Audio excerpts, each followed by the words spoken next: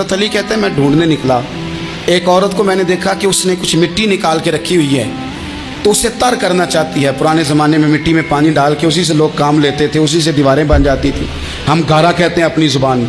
تو وہ گھارا بنانا چاہتی ہے لیکن پانی نہیں نکل رہا اس سے نا, اس نے کنویں سے پانی نکالنا, نکل نہیں رہا. تو حضرت مولا علی شیر خدا کرم اللہ تعالیٰ وجہ الکریم فرمانے لگے, میں نے اس بی بی سے کہا کہ میں پانی نکال دوں, مزدوری دو گی؟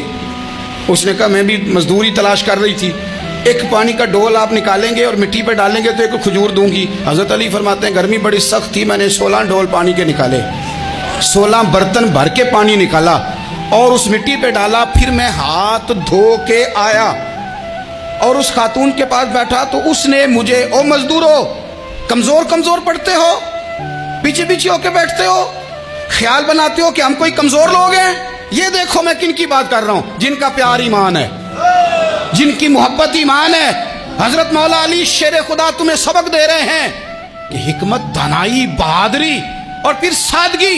مزدور کا بیٹا پیچھے پیچھے جاتا ہے اور وہ گھبرا کے زندگی گزارتا ہے, تمہیں تو سار اٹھا کے جینا چاہیے.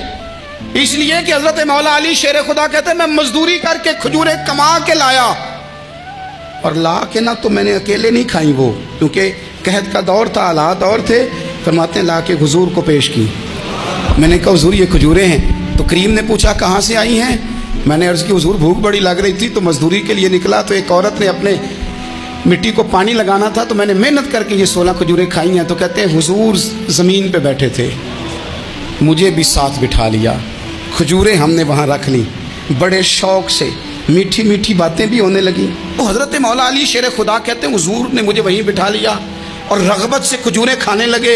ایسا کوئی محبوب کہیں ہوگا نہ کہیں ہے, دیکھو بیٹھا ہے چٹائی پہ مگر عرش نشی ہے, اور ملتا نہیں کونین کو کیا کیا تیرے در سے, ایک لفظ نہیں ہے جو تیرے لب پہ نہیں ہے. اپنی زندگی میں یہ 3 باتیں اپنائیں. ایک تو حکمت کے ساتھ, دانائی, مزاج جارحانہ نہ بنائیں.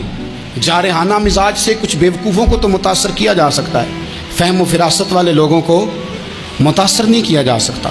جارحانہ مزاج نہیں, حکمت والا, دانائی والا, معاملہ فہمی والا مزاج بنائیں. اور دوسرا, کمزور نہیں پڑے زندگی میں, اپنے آپ کو خود حوصلہ دیں. اپنے آپ کو حوصلے میں ہوں گے تو آپ کے ارد گرد لوگ تسلی میں ہوں گے. آپ اپنے مزاج میں دلیری لائیں. اور تیسری بات, زندگی کو سادہ کریں. یہ سادہ ہوگی آپ کے لیے, آپ کے گھر والوں کے لیے, سب کے لیے آسانی ہو.